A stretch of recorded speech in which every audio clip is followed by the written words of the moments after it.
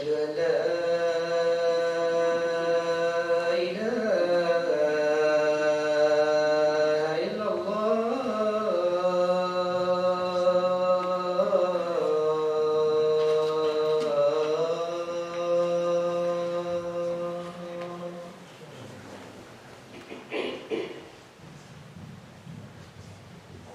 أشهد أن محمدا رسول الله.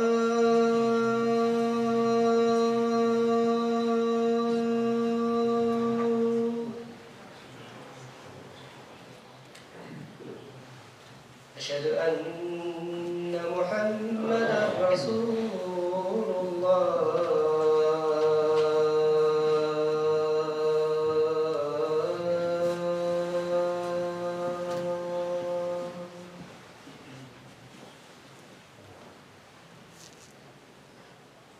حي على الصلاة.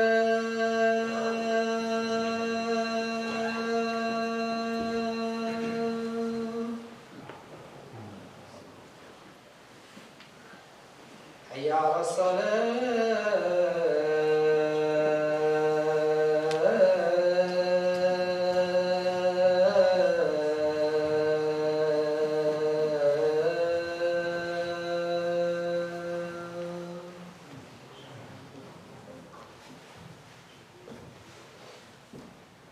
حي على الفلاح.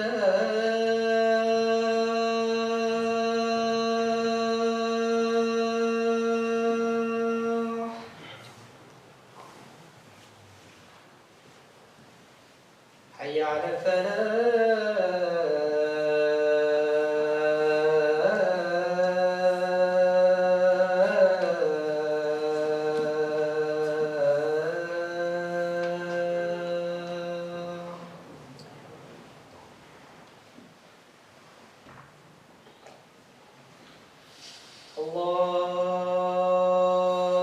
الله أكبر.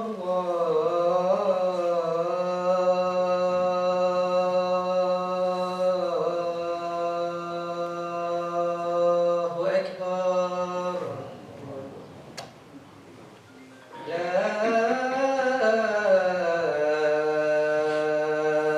إله إلا الله.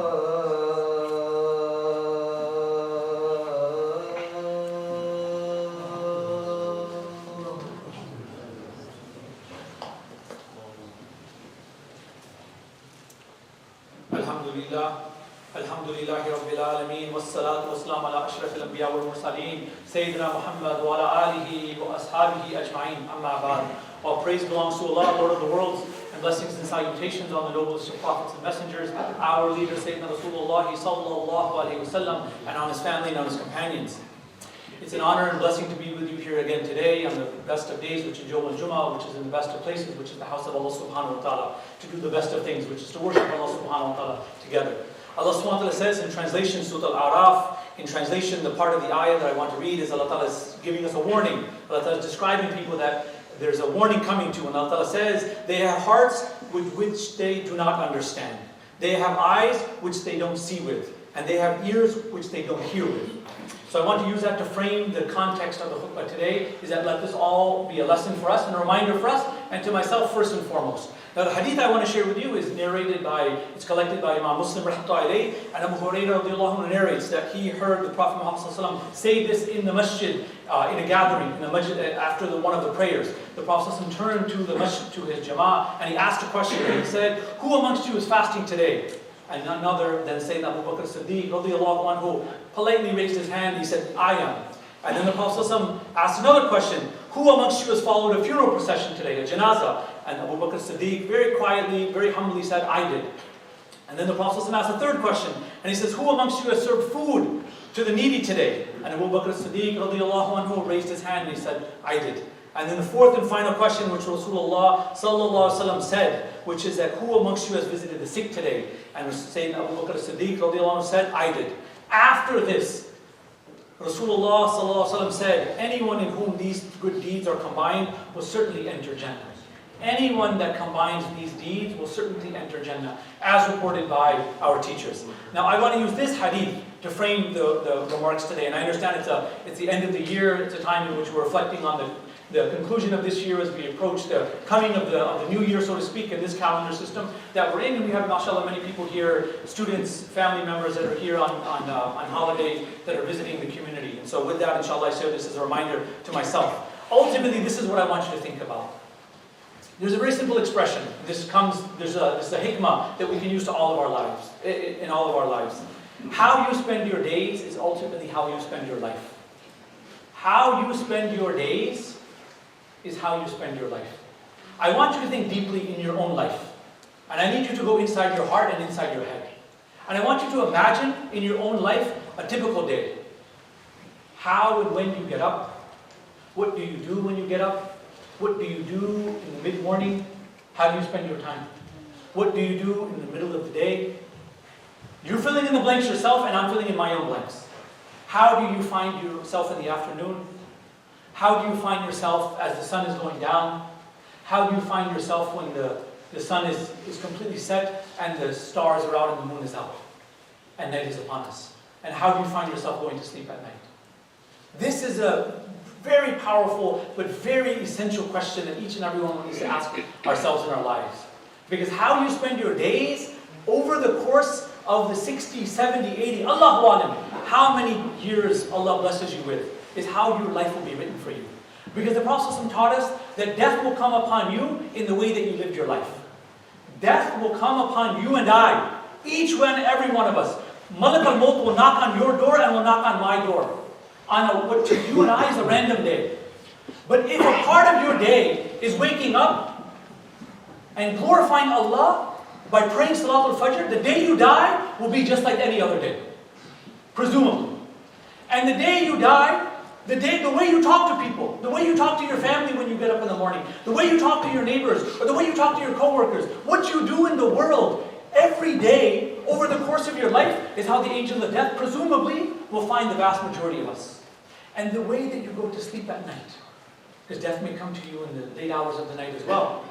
What you say when you retire from this day, as you close your eyes and you drift off to sleep, that is how death will find you. And so look at this hadith of the Prophet ﷺ in which he asks, as we understand from the context of this hadith, the Prophet ﷺ is asking, unquote, what we would say a random day, right? A day in which he's asking his ashab, his beloved companions, may Allah be pleased with all of them. And he asked a question, there's 4 questions that are asked. And now when we unpack the 4 types of questions, the first question is, who amongst you is fasting today? And Abu Bakr Siddiq was never one to be known. May Allah protect us from any ill ideas of the companions of the Prophet. He was not boasting. He was only answering a question as a student in front of his ustad, in front of his teacher, sallallahu alaihi wasallam. And he said, who's fasting today? And Abu Bakr raised his hand, because this is like a day, like any other day. Fasting is a personal ibadah, right? It's a very internal ibadah, that you can fast and no one in your family, no one in your household can know that you're fasting, right? This is the beauty and the power of fasting. We'll talk about this as we go through Ramadan. But look at the next question that he asked Abu Bakr Siddiq. He says, which one of you has followed the janazah today? Which is not in personal ibadah. This is a communal, right? This is called fard kifaya. This is a fard that is an obligation upon the community. Some people in our community need to know how to perform a ghusl, how to do the janazah, who have to actually go to perform the ghusl, to go to the cemetery and to bury the body. This is a communal responsibility, right, that one person has to the rest of the community. And Abu Bakr Siddiq says, I've done it. And then the third question is, who amongst you has served food to the needy? And again, Abu Bakr as-Siddiq radiyallahu anhu says, I've done it. Which is also the second out of the third questions is a communal trend, it's a communal relationship, right? You are one that is not hungry is giving food to one who is hungry. And the fourth and final question is, who amongst you has visited the sick? And Abu Bakr as-Siddiq radiyallahu anhu says again, yes, I've done it, Ya Rasulullah sallallahu alaihi wasallam. And again, this is, and there's each one of these parts of this hadith are gems. I'm using this as a collective to get to my next point. When we talk about the understanding that how you spend your days is how you spend your lives, look at this past year, what it's been for you. I know what it's been like for me. There's things that happened, good and bad, that happened in this year that I did not expect, that I did not anticipate, but that's the nature of life that Allah Ta'ala sends to us. And then you have to imagine, based on this year, how are you preparing for the coming of the next year? I'm going to tell you a very quick story. This, alhamdulillah, a week ago, last Jummah, let me say 2 weeks ago. 2 weeks ago, I'm a Muslim chaplain at Yale University in Connecticut. We were in our finals. It's in the midst of final exams. I got a beautiful message, in the middle of the morning before Fajr after Fajr as I was getting ready for Salat al-Jummah. 2 of my students, who are beautiful, amazing people, mashallah. They were students. I performed the nikah, and now, mashallah, both of them work at Yale, and they were blessed with their first baby child. Mashallah, Allah Ta'ala gave them a beautiful son, healthy son named Idris. And they excitedly called me. I was their teacher. They called me. They shared the good news. We went over. We visited them. And this is, one of the high points of life. Everyone is in their exams. Everyone scatters. Everyone's too busy. A week later, which is last Jummah, I get up in the morning. I'm getting my kids ready. We wake up. We pray Fajr. I'm getting ready to write my khutbah. And I get a phone call from the hospital. The chaplain of the hospital says, "Dear Mr. Bajwa, we have a critical patient." Basically 3 sentences. We have a Muslim patient on his deathbed. Prognosis is extremely poor. We need you here ASAP. I went down. I met the family. I never met the family before. I met the family. We recited the Quran. We made dua. I sat with them for a while. I talked to the Imam of the Masjid. It was very clear. I talked to the charge nurse in the hallway. I talked to the physician. It was only a matter of hours, right, before he had a heart attack the night before. It was only a matter of hours before, the angel of death was going to come, as they say. And we made preparations. Now, in that week, from coming into this world, and the joy and the happiness that one finds as a family member, as a parent, as a sibling, as a khala, as an ammu, of someone is coming to this world, to a week later, to the pain, to the heartbreak, to the agony of sitting in a room with someone. As you're talking, not only are you there to give comfort, to give them hope, make dua for the forgiveness of this person, but you have to attend to the affairs of the world. How are we going to arrange the janazah? Who's going to pay for the janazah? All of the things, the vast majority of things, most of us never see. Which, mashallah, beautiful, amazing imams that we have in our community, like Imam Manas, and the board here, they do all of that behind the scenes, so you and I, the majority of us never have to see that. But the point is, think of this is in the span of 1 week. And this is a lesson for us when we imagine the span of 1 week. I want you to expand that view out. This is the 80 years of your life. You come into this world and there were people that were laughing. And when you leave this world, there will be people that will be crying. How you spend your days is how you spend your life ultimately. Now, why am I talking about this? And mashallah, we have a lot of students here, a lot of young people. This is a lesson. Because we live in a time now where it's all about hacks. Right? People understand this language. When you talk about, there's a hack to this. It's called life hacks. There's websites, entire websites and apps that are devoted to this. Hacks that make your life easier. Whether it's Grubhub, DoorDash, ordering food, doing this, getting this done, getting that done. I was actually at a lecture at Yale, and there was a Christian theology professor, a very famous theologian who I've done an interfaith program with. And he said something remarkable, and I want to share that with you. The credit goes to him. He said, and this is a thought that I got from him when I was preparing this khutbah. He said, we live in a time now that everyone's obsessed with hacks. I was invited to Stanford University 2 weeks ago when I gave a major lecture at Stanford. The whole university was invited to. Alhamdulillah, alhamdulillah. Allah Ta'ala gave me an opportunity to do a moment of dawah. I talked about the hadith of the Prophet, I talked about the ayat of the Quran, I talked about the teachings of our mashayikh in this moment. And I realized I'm in Silicon Valley, which is the epicenter of the world that makes things, that makes our iPhones, our Samsungs, our MacBooks, our PCs, that all of our time, our social media, your Instagram, your Facebook, it's all consumed by that, by what a handful of people are doing to make these hacks. And there's 2 things that I want to leave you with to think about. The first is, the idea of the hack is what? It's about a process. You're trying to make a shortcut to go from here to here in the most efficient way possible. But what happens is when you obsess, and you get fixated on shortening the time, right, to make it easier, there's a lot of things that are lost. And one of the main things that's lost is not the form, because it's obsessing on the form. What you're losing is the substance, the content. So now how does this look like? There are people that will get up at 5 o'clock in the morning to go to the gym. There are people that will get up at 5 o'clock in the morning to read the Wall Street Journal, to check on the stock market. There are people that will get up at 5 o'clock in the morning to check their social media account. And there are people that will get up at 5 o'clock in the morning to check their, what WhatsApp groups am I on? What text messages did I miss last night? That's the life that many of us are enmeshed in, that we're engulfed in. Right? The way you spend your days is the way you will spend your life. The hack is there, right? To say that you're optimizing your life. You're using every minute as efficiently as possible to get to the gym, to shave time off from Google Maps versus Waze to get to your destination.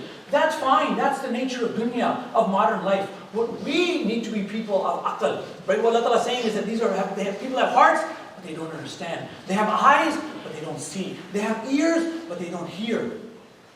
What is the content that's been missing? In the rush, I'm just going to make it plain because the time is running short.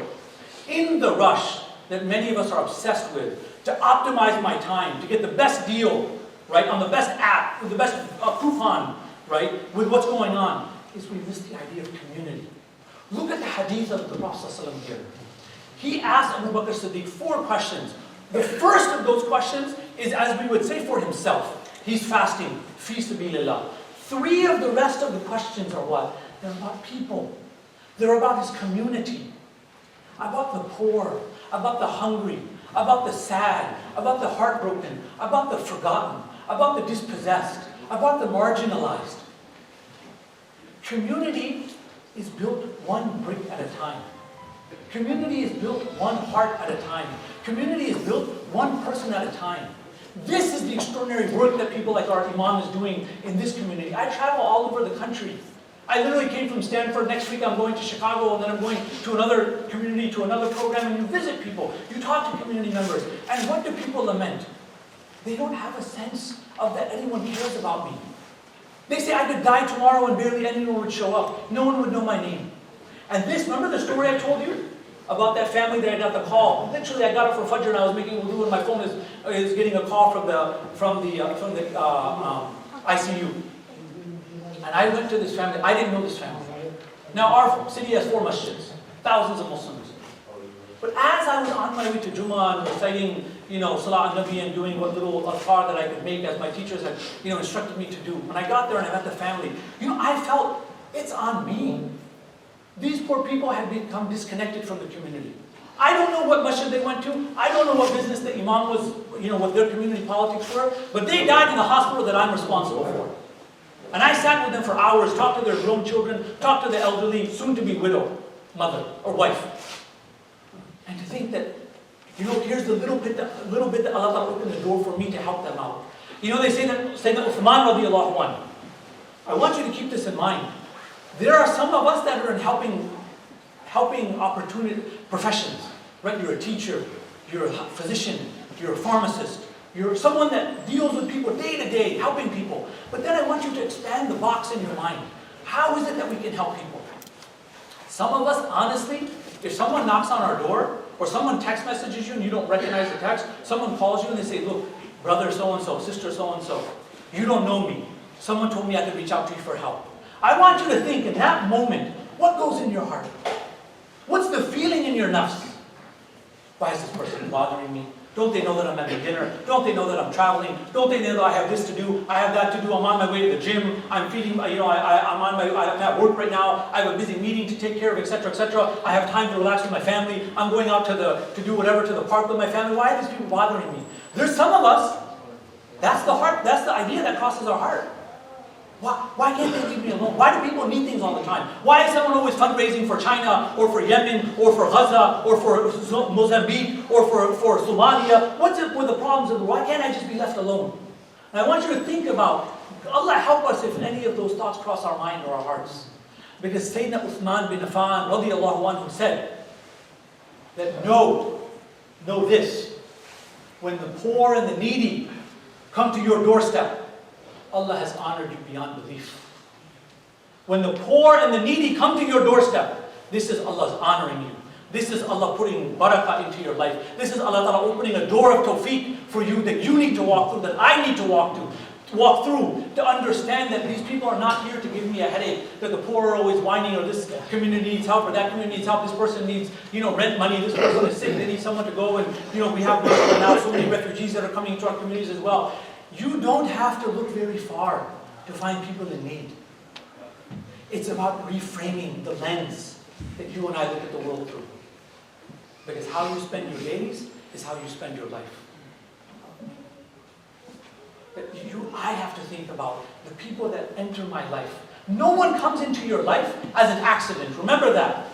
Everyone that you meet, whether it's a family member, whether it's a relative, whether it's a classmate, whether it's a stranger that you meet, every one of those people is destined by Allah subhanahu wa ta'ala to intersect with your life at that time.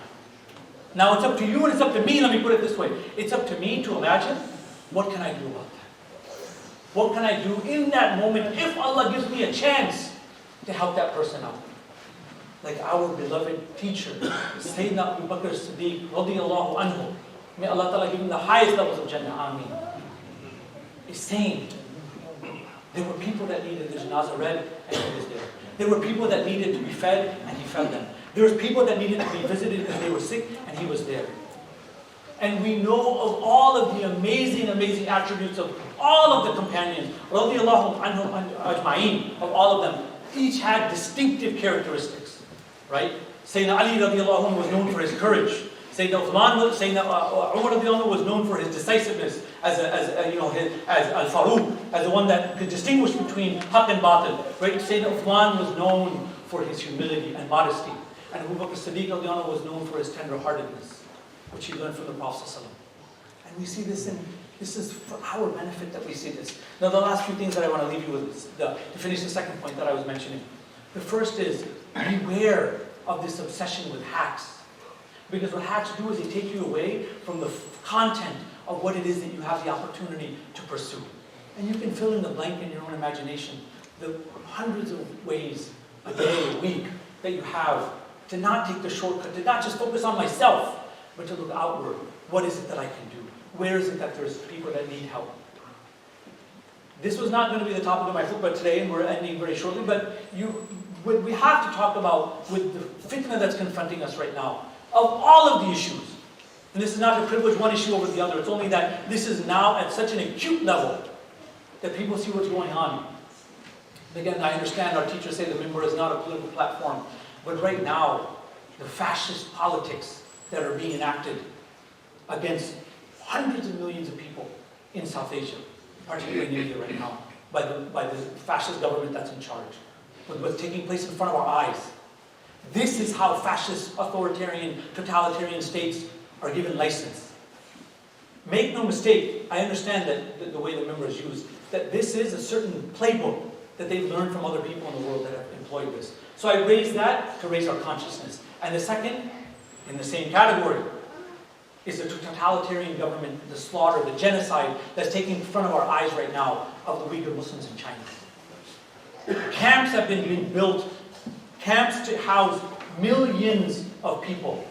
Not just people, I mean, people is bad enough, but they've already stated their intentions. Millions of Muslims are to be housed, or are being housed, in both China and India right now as we speak. The atrocities only seem to get worse from week to week to week of what's going on. Now these are systemic, global problems. I'm not saying that you or I may be in a position right now to affect immediate change on those problems. But what I'm saying is this, two things. One is, what did our Rasul teach us? Dua is the weapon of the believer. Every single one of us, no matter where you are, where you sit, where your life takes you, every one of us has an opportunity throughout the day after day, to raise your hands to Allah. Of course I want you to make dua for yourself. Of course I want you to make dua for your own family, and your family's health, and your family's success, and your family's welfare, and your well-being. Of course I want you to make dua for our community here. But then I don't want you to forget about the duas of the millions and millions of people around the world that are suffering in front of our eyes. We live in a time now that when some of us get up in the morning and the first thing we check is our news feed, right? You click on the app, we will not be in a position to say, oh, I didn't know.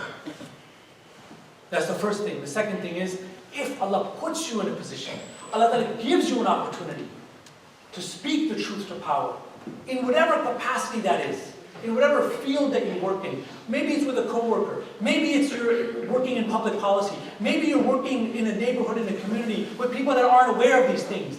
These are opportunities that you're not maybe helping them right there directly, but by raising the consciousness of what's happening in front of our eyes that maybe they don't know about. Allah subhanahu wa ta'ala gives you that chance, opens that door for you to speak the haqq in that chance, in that opportunity. This is how we need to think of these things. And the last thing that I'll say, inshallah, then we'll conclude, is this idea of, we live in a world right now, I mentioned this idea of social media. I mean, there's people that are on social media all the time. They have hundreds of followers and thousands of followers, or if not more, on Instagram and on Facebook and whatnot. The problem is now, right, I was talking to a psychologist just last week, a research psychologist. The literature is replete with data now. Social psychological literature is replete with data now.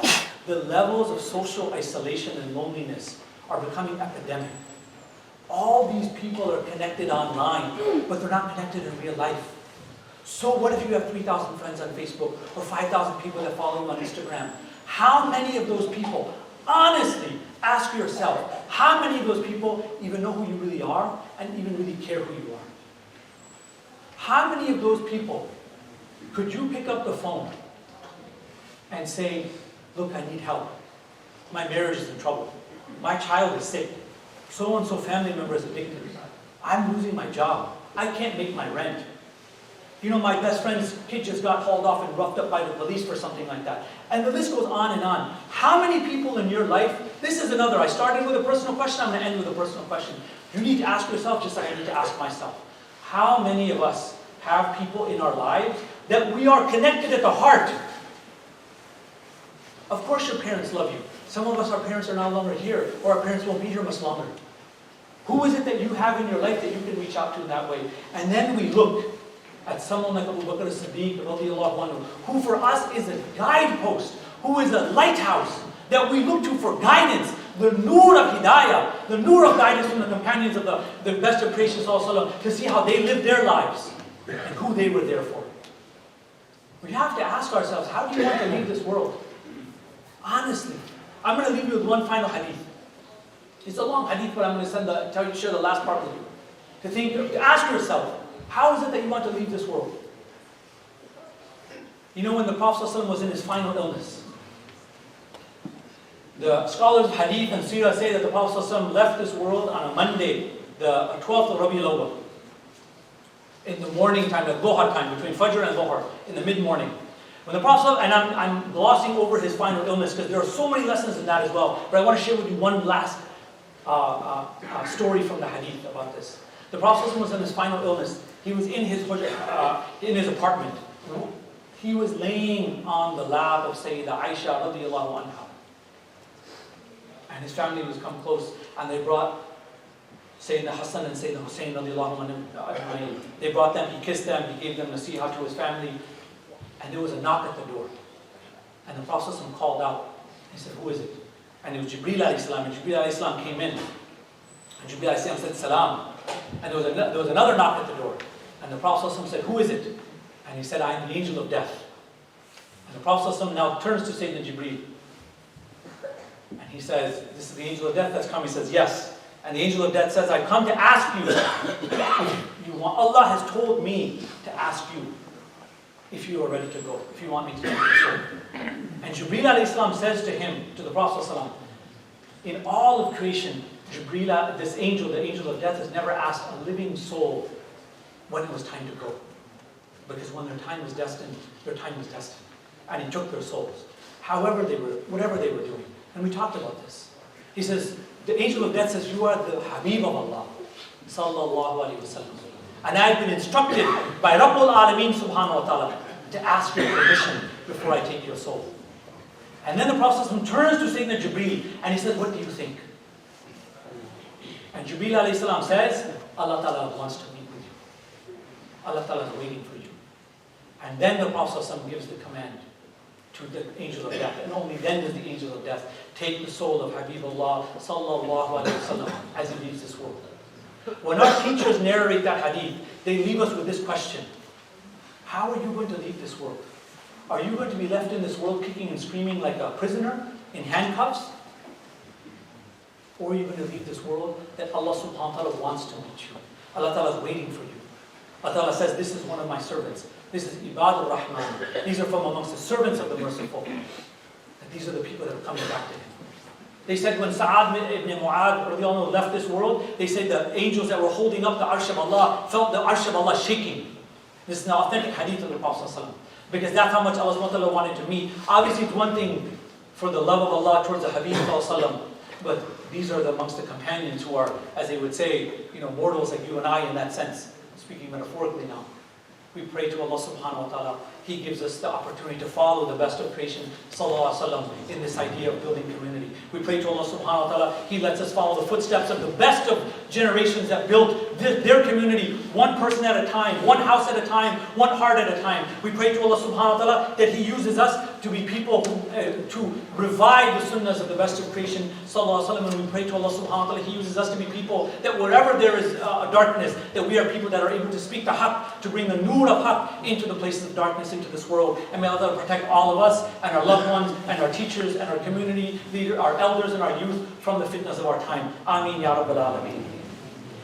إن الحمد لله نحمده ونستعينه ونستغفره ونتوب إليه ونعوذ بالله من شرور أنفسنا ومن سيئات أعمالنا من يهد الله فلا مضل له ومن يضلل فلا هادي له وأشهد أن لا إله إلا الله وحده لا شريك له وأشهد أن محمدا عبده ورسوله صلى الله عليه وسلم وعلى آله وأصحابه أجمعين أما بعد فيا أيها الذين آمنوا اتقوا الله وقوا أنفسكم نارا أعوذ بالله من الشيطان الرجيم بسم الله الرحمن الرحيم والعصر إن الإنسان لفي خسر إلا الذين آمنوا وعملوا الصالحات وتواصوا بالحق وتواصوا بالصبر أقول قولي هذا واستغفر لي ولكم.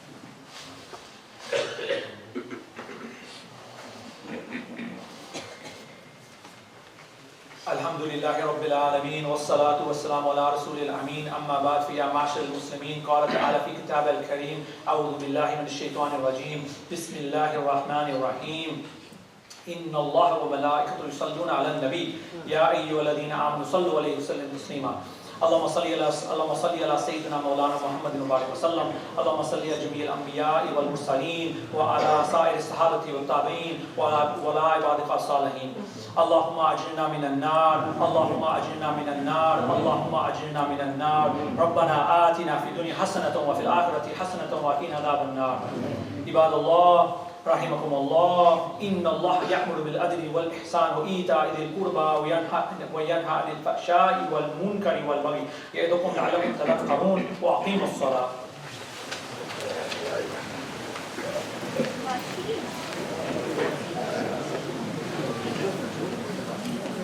الله أكبر أشهد أن لا إله إلا الله أشهد أن محمدا رسول الله حي على الصلاة حي على الفلاح قد قامت الصلاة قد قامت الصلاة الله أكبر لا إله إلا الله.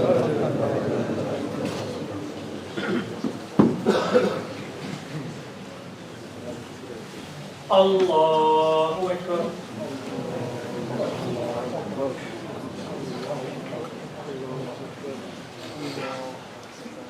الحمد لله رب العالمين الرحمن الرحيم مالك يوم الدين إياك نعبد وإياك نستعين اهدنا الصراط المستقيم صراط الذين أنعمت عليهم غير المغضوب عليهم ولا الضالين.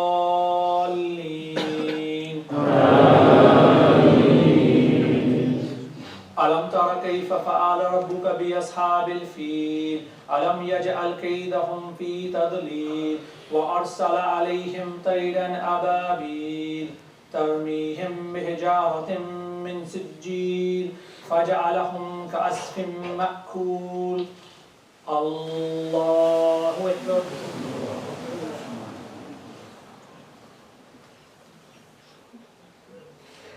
سمع الله لمن حمده. الله أكبر.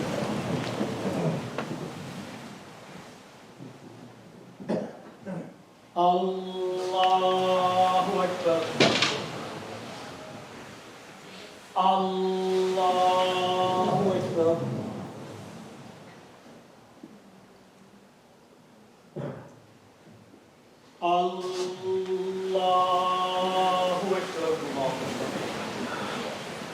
الحمد لله رب العالمين الرحمن الرحيم مالك يوم الدين إياك نعبد وإياك نستعين اهدنا الصراط المستقيم صراط الذين أنعمت عليهم غير المغضوب عليهم ولا الضالين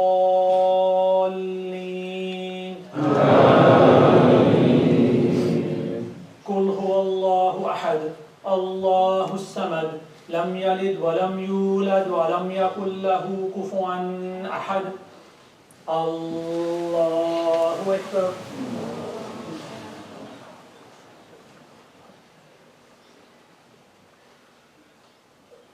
سمع الله لمن حمده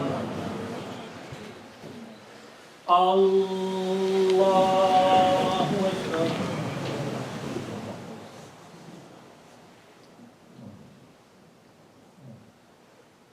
الله أكبر الله أكبر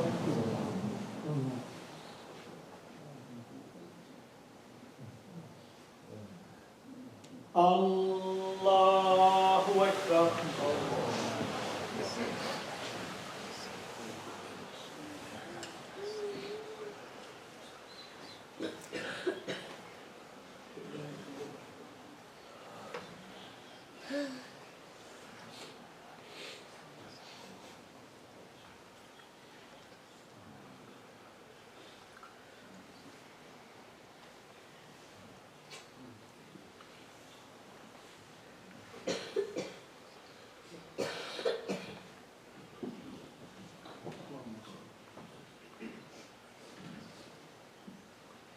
السلام عليكم ورحمة الله السلام عليكم ورحمة الله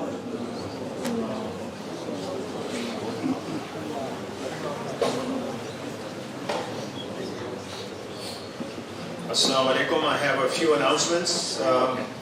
The first one is thanks Omer Bajwa for his wonderful khutbah. The second one is a reminder that tonight is our community dinner. There will be some food catered by Halal Bites in the new restaurant, Silver Crown Buffet. But please do join if you can and bring something to share with others. Thirdly, IOST is collecting winter clothes for local distribution in collaboration with ICNA Relief. We need jackets, coats, gloves, hats and boots of all sizes and ages. So if you have some that you want to donate or get rid of, please bring them and leave them in the foyer area. Also, our community will be packing meals for the less fortunate in our area next Saturday, the 4th of January.